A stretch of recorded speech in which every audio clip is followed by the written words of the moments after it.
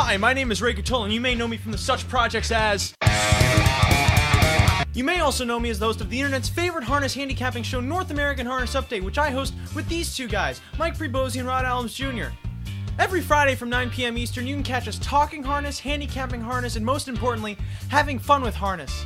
Can we please get this stuff out of my face? Thank you! North American Harness Update, Fridays from 9 on SRN1. Also download Often Pacing and using promo code NAHU200K, start your stable with an additional 200,000 coins. You can also catch show archives and racing analysis over at our website, NAHUPicks.com!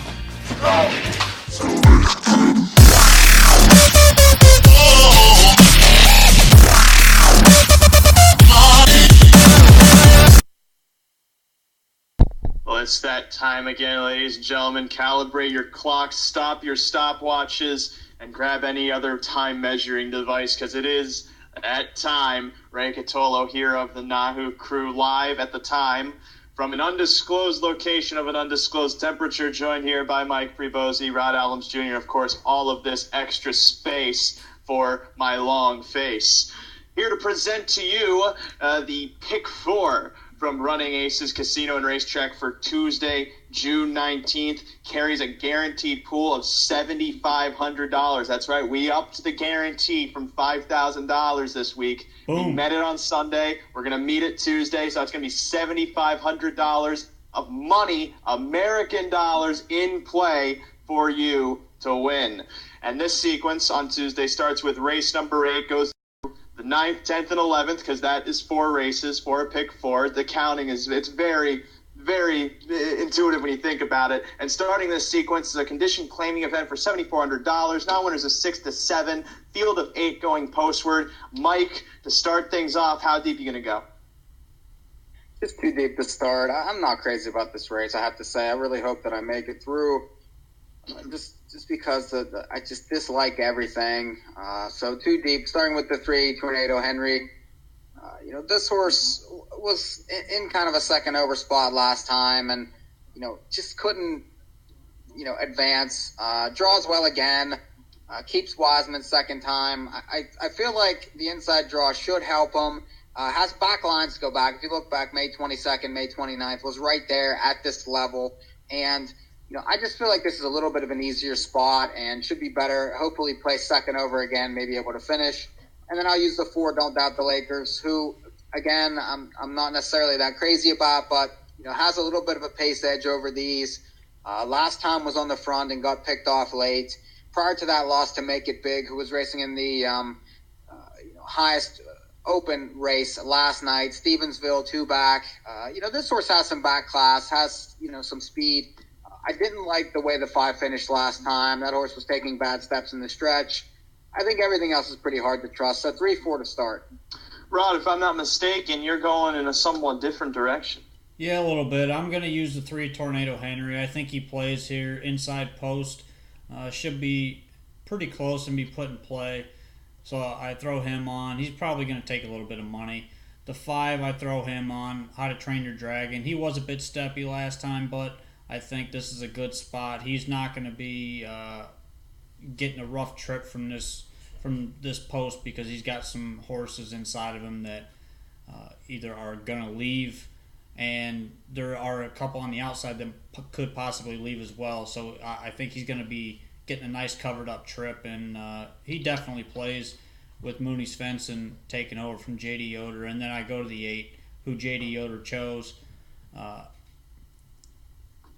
This horse, coming off a qualifier, has missed a lot of time. Hasn't raced since September last year, but it's a good qualifier. I think it's kind of a sneaky qualifier. It's a back half in 57 and 3. And, if this one is put in play or gets bet, really watch the board with this horse, because this is one that if he gets bet, I think he's live, and he's a big-time player. And it could be a decent price in here as well. So 3-5-8. Well, even if he doesn't get bet, he could still be a contender. But of course, Rod, I always got to ask you what you're staring at with those shades on. And I also do use the 5, How to Train Your Dragon, who is named after the critically acclaimed animated movie starring American Ferrera, T.J. Miller, Craig Ferguson, just to name a few people who aren't really relevant to this sequence, but more so emphasize how much useless knowledge I'll possess, but more importantly, How to Train Your Dragon has raced decently in his last 2 starts. I know we're saying he was a bit steppy coming home, but he still had to gain some ground. He had to gain a lot more ground than he might have been comfortable with last time out. So if he's a bit closer to the pace this week, he might not get as steppy, or more importantly, could end up being in front. So I'm 5'8". I've seen horses like what you're staring at win here before off the layoff, and especially with this horse's back class from last season, I'm not necessarily too concerned. The second leg is the 9th race because it comes after the 8th. It's a non-winner's at $2,700 pace for a purse of $5,600. This time 7 going postward, and Mike, morning line favorite here, is a big class dropper. Do you use him? Yeah, I do think that horse is going to be tough here. That's the 7, Little Orphan Elmer. Drops from the open handicap there. Those are the best horses on the grounds. Prior to that, 1 on numbers at 3,500 quite easily. Came home in 27 and 4. There's a lot of horses that really are outclassed in this spot, and he looms a likely favorite. I'll try the 1 also in here, Gravels in My Travels, who draws well. Has had outside trips the last 2 races. Ran into Prodigal 2 back, who just won again yesterday, and I feel like he's the only other horse in here that can threaten the favorite. So with this draw, and he's going to be played as well, but a little bit of a chance to trip out if the favorite stubs. So it's 1-7 here. How about you, Rod? What's your favorite number? I don't have a favorite number. Well, that's lame, but so give us your numbers then. I'm 3 deep. I'm using the 1 as well, Gravels in My Travel. I think this horse with the rail draw is going to be put in play. You're not going to see him duck off the gate. I think Bobcat has him moving early, and he's going to try to get that rail trip, that 2-hole trip, if possible. The 2 Mickey trip. This one, he doesn't show a lot of early speed, but he can get off the gate enough if he needs to. J.D. Yoder takes over for Dean McGee, who trains the 1 horse. So, this one he's a fast horse. He's got a big time move in him, but conserving that move against a horse like Gravels in My Travel or Little Orphan Elmer is going to be the key in this race. And I think maybe if he just gets away 3rd and sits there, or even the 2-hole, then that's where he wants to be. And then the 7, Little Orphan Elmer, is the other one I use. Real obvious horse there. I got nothing to add from what Mike said. 1-2-7. I'm not a fan of Little Orphan Elmer, A, because he has not raced since May 27th, dropping from the open handicap in a race that is less than impressive, even though it was against tougher horses, and B, he draws an outside post under those given circumstances. So I feel he's incredibly beatable here, including with the 1 Gravels in My Travel, who we all seem to use. This horse can definitely benefit from a rail draw. I also used the 2 Mickey trip, starting from post 2, coincidentally.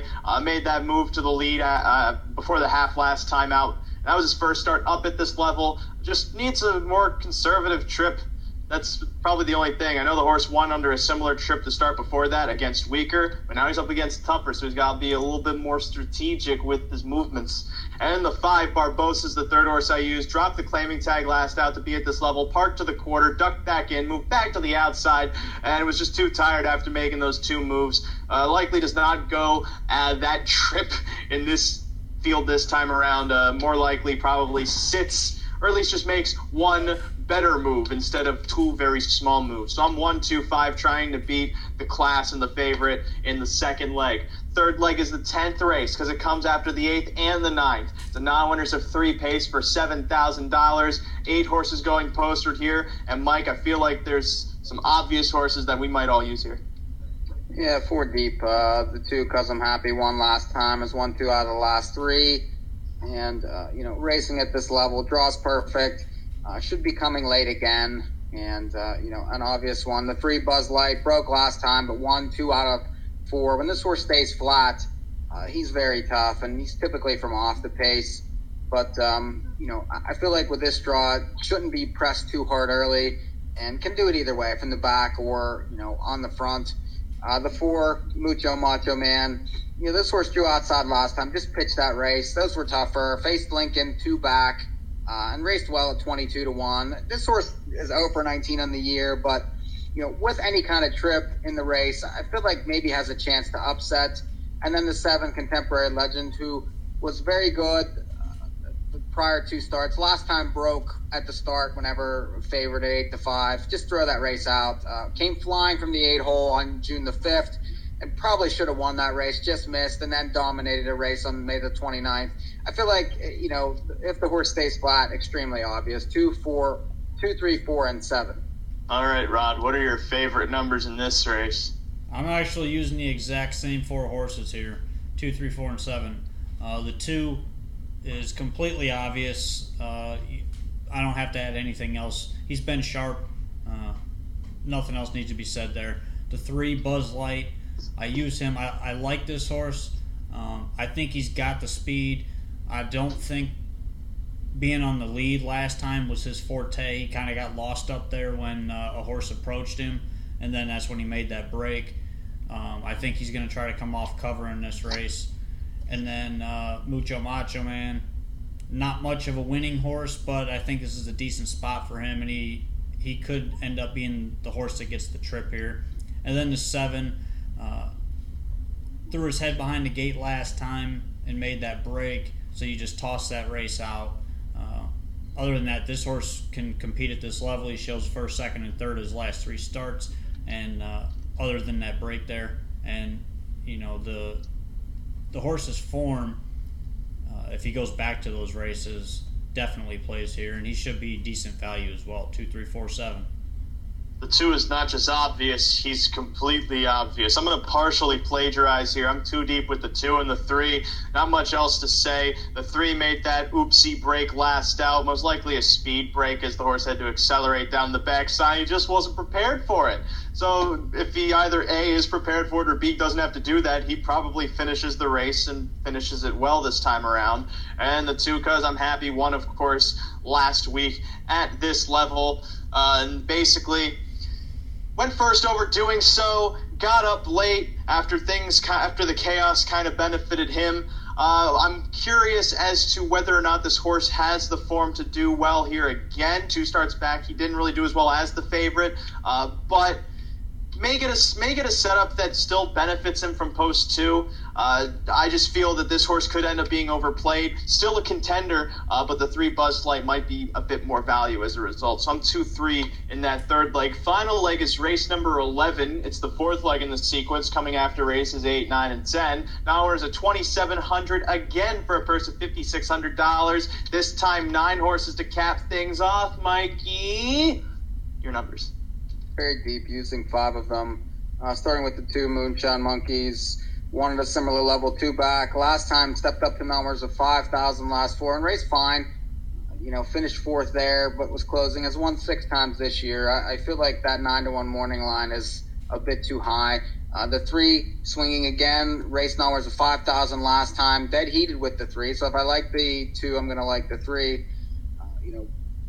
This horse has some back Minnesota Stakes type lines last year and made 40,000. So I'm okay with that with the inside post here. The 5, Getter Queen Flush.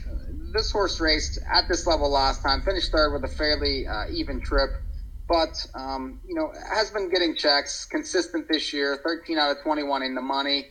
So horses like that are consistent, that draw well, I don't mind using. The 6, Boom Boom Shaboom, won last week, steps up in class, has been favored the last 2 starts. I feel like just starting to get good, so you might want to use this one also. An improvement is definitely possible. And then the 9, Totally Racy, 3rd start back, 1 off the layoff, then a decent 2nd off the step up.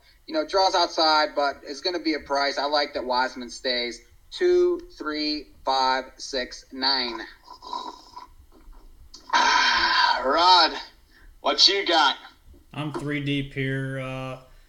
I'm using 3 of the same horses Mike's using. The 2 Moonshine and Monkeys.